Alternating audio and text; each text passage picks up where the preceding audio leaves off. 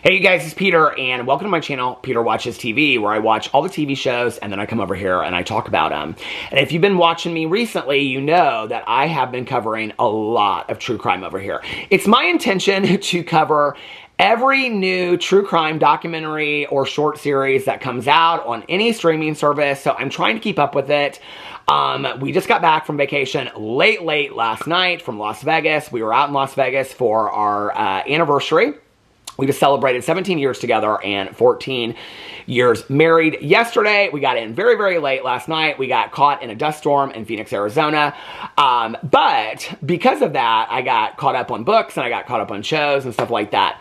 The night before, on our last night in Las Vegas, I finished the new Hulu documentary series called Stalking Samantha, which I want to talk about today.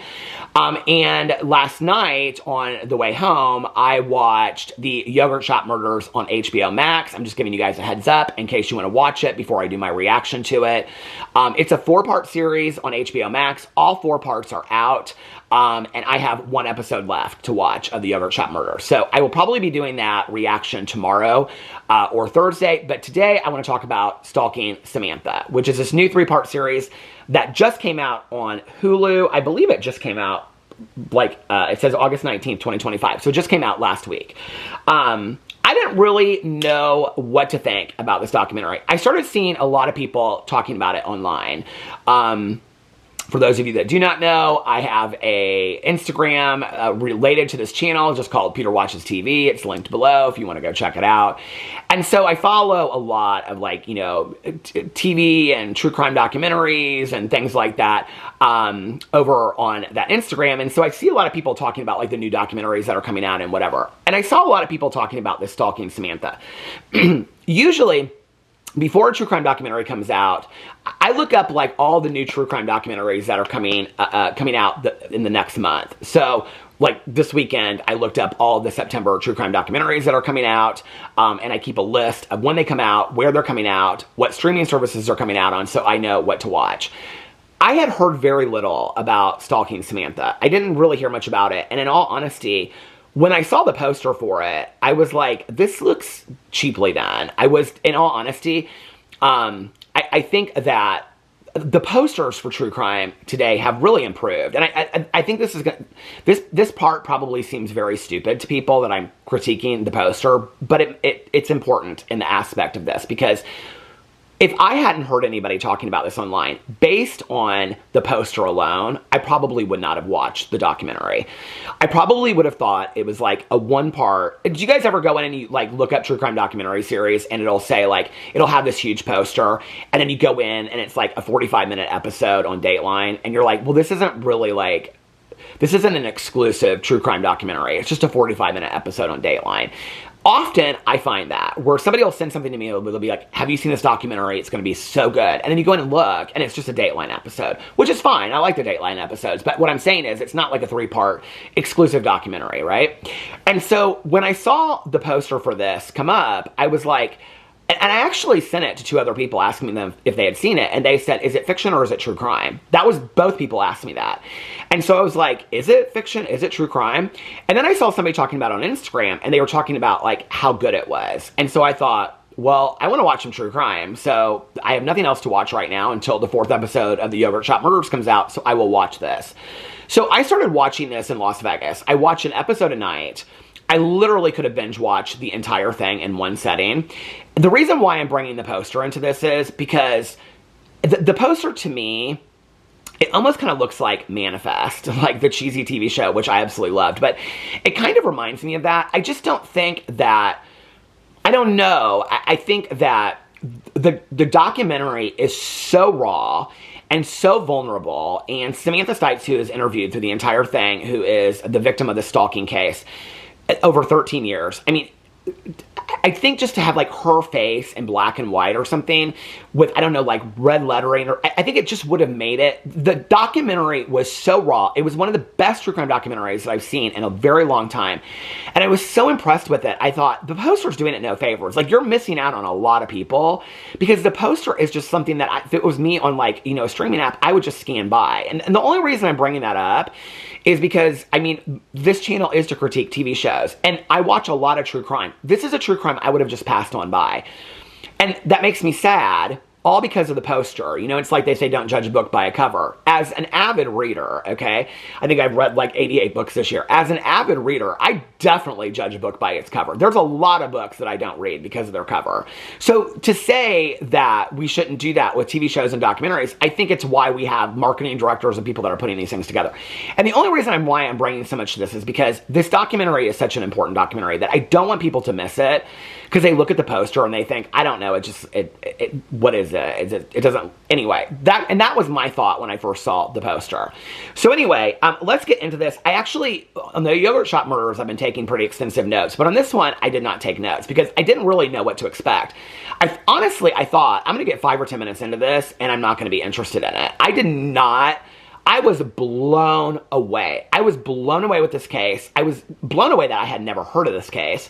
I was blown away that this case is not getting more attention. I think that this case, and I think this documentary, is one of the most important documentaries that has come out in a long time, because it talks about the stalking of this woman, Samantha Stites, who, there was also a previous victim of this. What's his name? Christopher, hold on, I have it right here. Christopher Thomas. He had a previous victim that he had stalked before and had gone to jail for stalking her.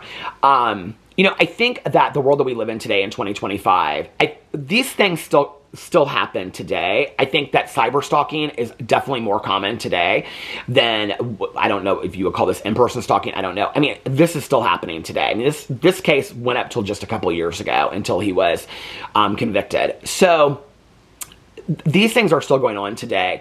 The reason why it's so important is I think that, number one, I didn't really know. So when you hear her story, so it's about this woman and she starts getting stalked. Her name's Samantha Stites.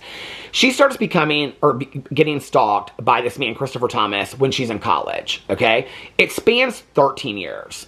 And we'll get into some of the details here in a second. But one of the reasons why the documentary is so important is because, and I think it's really an easy documentary too, even though we say we don't do this, I think so many people do this. I was talking to a friend of mine that watched this, and she was like, I know that this woman's just going to get victim blamed like crazy. It's an easy documentary to watch and say, she knew better, or why did she continue to interact with him, or she didn't take this seriously, or whatever. I think the documentary is so important because she minimizes at the time what's happening to her, which is full-on stalking, because we don't really educate people in the world about what stalking looks like. We don't talk about, and I actually, at one point, I looked it up because I was like, okay, what are the legal definitions of stalking? Like in person, what are the legal definitions of cyber stalking? I think it would surprise you if you looked up the legal definitions of stalking and cyber stalking. If you look up the legal definitions of cyber stalking, of which somebody can be, they can be charged with, incarcerated with, I mean, it's not as broad as you would think it is. I mean, it's pretty simple. It's like a targeted harassment over a period of time that is, you know, that's documented, that it's certain language that's being used. And so when you go to in-person harassment or stalking, and you look at it would be really easy if it were happening to you to minimize it and say, no, this guy is just kind of like, he's like weirdly obsessed, like he just walks by my house, or maybe he's interested in me, or maybe he has a crush. And she does that a lot. And so I think that to put herself in this position now, and she's scared. A lot of the time she's scared to even go to the police or to go to anybody because she's like, they're not going to believe me. They're not going to take me seriously. And so I think it's a really important documentary for that reason, because I think if enough people see this documentary, what it's going to do, it's going to bring a lot of exposure to people out there that are being stalked. I actually just shared a story the other day in my vlog about my ex. So when I've been sober for 30 plus years. After my first year sober, I got my first serious relationship after sobriety. And he was being stalked by this guy that he worked with. And the guy was much older than him and had a family and a wife and kids. And they worked together, and at the Marriott doing rooms. The guy worked in the kitchen and he worked doing room service. And I got a call from my supervisor at work one day, and they were like, he was like, somebody's trying to break into your apartment. And this guy had been like going through our trash. Like my mom would leave Post-it notes outside, and she'd say, I left you a note on your door. I'd say, Mom, I never got it. He had like notes of my mom's. He had like Kleenex and stuff in Ziploc bags in the trunk of his car. The police stopped him. He couldn't get out of our apartment complex because they blocked both exits. And so then they asked us, like, do you want, like, press charges and whatever? And so we ended up having to he had to get a restraining order since I lived in the apartment as well. I was there. This man was so delusional and did not really even understand, like, to what length that, like, he just was like, I mean, he brought his wife and his kids to the restraining order case. I mean, it was, like, I still think about that. I'm like, it's so bizarre, And I remember even then, like, us minimizing it. Like, my ex being like, he's just, like, I think he's just as, like, flirty. And I'm like, this is not flirty. He's, like, going through. We were sitting watching a movie one night. We were sitting on the floor in the living room. It was, like, the summer. And the window was open. And he had, like, a flashlight and was going through, like, looking inside my ex's car. We, like, called the police. I mean, and I think it's really easy in a situation like that to minimize it.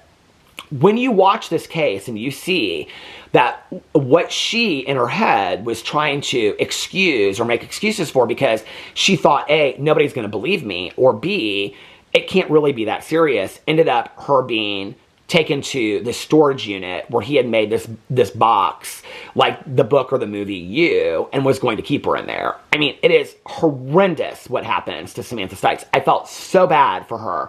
It was so unbelievable. I mean, I think this documentary is, there aren't really a lot of documentaries about this kind. I mean, there's a lot of catfishing documentaries now. There's a lot of other kind of documentaries.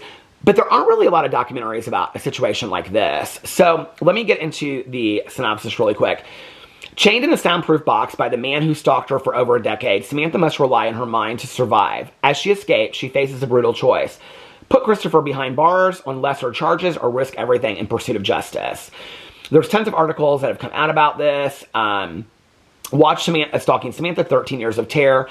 And this is on Hulu. So it's 3 parts. It's not really, the majority of it is really not about her being in this box because in reality, she's in there, like, for a day. What it's really about is that so she's in college, and she meets this guy through, like, this kind of, like, Christian group.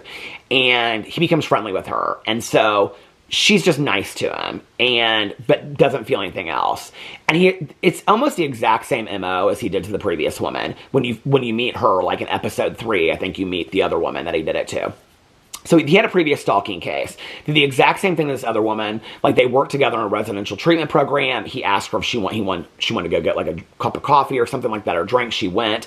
Then he said, do you want to go ice skating? She said, listen, I'm not interested. That's when it really, really started with her, where he got very, very pushy. He would not accept her boundaries and things like that, where she had to end up getting a restraining order, a protective order. So then at some point when she would say, like the previous woman says, she doesn't come out until the third part, I think it's the third part of the documentary. She said he would walk by my house every single day with a protective order in place. And she'd ask herself, is today the day you're going to call the police or not? Like, how many days in a row are you going to call the police? So finally they charged him. He did some time in jail. It was a very short time in jail that he did. So then she said, I always knew there was going to be somebody else because, like, he finally, like, just went on. And so that was when he found Samantha Stites, got involved in this, like, Christian group that she was part of. And basically it was the same situation. Like, he told friends of his that he believed that God sent her, like, they were supposed to be together. They were always going to be together. She had no interest in him whatsoever. Very nice. I think part of the issue was that both of these women were so kind that, like, they didn't, like, even when they would set boundaries, he would overstep the boundaries. He just did not respect the boundaries at all. I mean, instead of, like, it was almost like pushing him to a point where they're like, some of their friends, like, in both situations, their friends would run after him and be like, get the F out of my, whatever. And only then would he kind of respected a little bit. But anyway, so then when she was in college, she was talking to a friend. I think it was, like, right after she got out of college, Samantha. She was telling all of her friends. And he would, like, they would be at, like, having a beer somewhere, and he would show up. And then he'd be somewhere else, and he'd show up. And then it'd be somewhere else, and he'd show up. And so they're like, you need to document all this kind of stuff. So I think, or maybe this was in college, right after college or something. So she documents all of it, goes and takes it to get a protective order. And I think it was the detective that was on the case was like, he had never seen a stalking case like this extensive before, of this protective order. And so they granted her a protective order. I believe it was for 6 to 8 years. I believe it was 8 years. And so she didn't hear from him ever. But then what she found out later was that his obsessiveness never stopped. Like, he just never had contact with her, but it never stopped. And the second that the protective order went away, he had put trackers on her car. And her friends even thought that he had put trackers on her car, but she couldn't find the trackers on her car. They went underneath the car and everything. Even the police at the end were trying to find the trackers and had a hard time doing it. So she would be at places like having a beer, and then he would just show up. And her friends like got in his face, and like one night she was like drinking wine with a friend on top of her apartment building, and he like walked by, and the friend like ran out there. So she went to go get another protective order, but the problem is that he had gotten smarter. He had never spoken to her. He had never interacted with her. So she was afraid that she had no evidence. And her further fear was that with a protective order, if the court orders you to go to court for it, then he would have to show up. And she was afraid that that would anger him and make him, like, push him even further into his rage, or then he would really, really act out. So she was really at the mercy of the court, is what she was. And this judge, who ended up being the judge on the case at the end, okay, that convicted this Christopher Thomas guy, he denied the court order. He denied the protective order, which is such bullshit, because this woman had an 8 year, I mean, I think, like, when I was sharing the story earlier, I think ours was like 18 months or like a year or something like that. An 8-year protective order. And that there was evidence of that when she fought. I mean, it was such BS. The court failed her. The court failed this woman from being kidnapped. I'm not saying that it necessarily wouldn't have happened, but the court failed her. And I was so hoping in the court case, because like I said, it was a judge that denied her protective order that ended up charging or convicting Christopher Thomas. I was so hoping that the judge would look at her and say, you know, and Ms. Stites, I apologize because I failed you by not giving you this protective. But the judge was like, couldn't even, gave him the max he could possibly give. But I was like, could you please just look at this young woman and take some accountability and apologize to her, because you failed her, okay? I'm not saying that it wouldn't have happened, but you failed giving her, I mean, and she goes in there and talks about how the victims, I mean, it's like the law protects more the stalker than it does the victim, which is so true. So it was just to see this whole case. So she can't get this protective order, okay? Well, the second that she files a protective order, she even says to the police, she says, if he comes in here and asks if this protective order is filed, can you, and they're like, no, you can't say anything. Well, they do tell him. And so he immediately starts building this bunker, okay? He gets this storage unit, like literally in a storage unit, like, you know, space, and then builds this bunker out, this soundproofed wooden bunker with like these, what do you call them? These hooks to the wall to like chain her with. And then he gets her, he comes into her room in the middle of the night, and he gets her and takes her to this bunker because he just wants to talk to her, supposedly. But then it's like, we're supposed to be together, and he just wants to have sex with her. And so, basically, and I was like, this is going to come, I mean, this is the whole, because he, in his head, I can't say the word on YouTube, they don't like the R word. But in his head, because she's like, if you let me go, I will do this, okay? But what you have to remember is that he's already assaulted and kidnapped her, okay? This is not a situation of consent at this point, at all. And because I saw some comments online, they're like, well, I'm like, this is not consent. She's a kidnapped victim, okay? Like, let's just get real about this situation. So she's like, okay, I did this, whatever, and now let me go. And so he lets her go. Well, as soon as he lets her go, she calls her neighbor, and the neighbor comes over, and they go to the police department. So then he gets arrested, and they go and they find the bunker, and I mean, he doesn't take care of anything. It's just all there. And he really didn't believe, they think, that he didn't believe that she would ever call the police. That he really thought that they would, like, work things. I mean, this guy is, I mean, it is so scary that this man was on the streets as long as he was. I mean, delusional, obsessive, doesn't ever stop thinking about her. Ever stop thinking about her. I mean, it's kind of scary that there are people out there in the world that, like, they're that obsessive that it's, like, every day. It's like all they think about all day long, right? I feel like I've known a few of those in my life, but it's kind of crazy, you know? It's not kind of crazy. It is crazy, and it's scary. And it's very, very scary this woman's even still alive today. I mean, this is the thing that they didn't really talk about, but when you hear about situations like this, often it can be just, I mean, she could have fallen, anything could have happened that, I mean, the outcome could not have been what, it was so bad what happened, it could have been so much worse, you know? He could have just tried to, like, I mean, get her to be quiet, and if she had fought, you know, whatever. And they talk about that in the documentary. I think it's so important they talk about this idea of that society wants victims that fight, that society wants victims that fight for their life. But in her situation, her way of fighting for it was doing what she did. And that, to me, shows a lot of strength, that she, in some way, knew this man after 13 years of him stalking her, that she knew what she needed to do to save her life and get out of it. She's one of the strongest women I have ever seen. I mean, I was like, this is unbelievable. I mean, this is unbelievable what happened to this. 13 years stolen from this woman. 13 years that she's constantly looking over her shoulder, you know? So anyway, so they go to court, and she's really, really nervous that she's like, it's the same judge that denied my protective order. He's not going to give him whatever. Well, he gives him outside of the, I think there's like so many years that he can give him, but he ends up giving him like 30 and 60 years. So he'll be like in his 90s before he's ever on parole, if he even gets parole, and says that for the entirety of his parole, or if he is possibly released, he has to be on an ankle monitor so that they know where he is at his entire time that he's out. So he'll really basically never be free again. And she goes on to talk about how, you know, she feels like she can breathe again and she can live again and stuff like that. But just to watch this and be like, this is unimaginable that this woman had to go through this, had to live through this.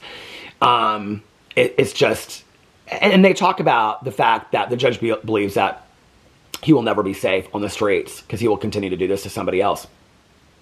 It's just unbelievable. Like I said, if you don't watch my previous reactions, I'm looking at articles right now that are talking about his time in prison, what he's doing now, things like that. This is a reaction channel. This is where I react to the documentary. If you'd like to hear more about that, I might carry some of that stuff over to my Peter Mon channel. But this is just my reaction. I'm not even going to dog the documentary for the poster. I just will tell the producers if they're watching this. Actually, it's interesting because I do have a lot of producers that reach out to me and thank me for the reactions or the reviews I do. Change the poster. The documentary is so fantastically done. It is so educational. Samantha and her friends, I loved her friends and how supportive and loving and kind they were to her. And Samantha is one, and also the previous victim as well, are some of the strongest women I've ever seen. And sharing their stories to help other women, other men that are going through a very similar situation. I just thought it was so empowering to hear the story that had to have been so painful for her to relive over and over and over again.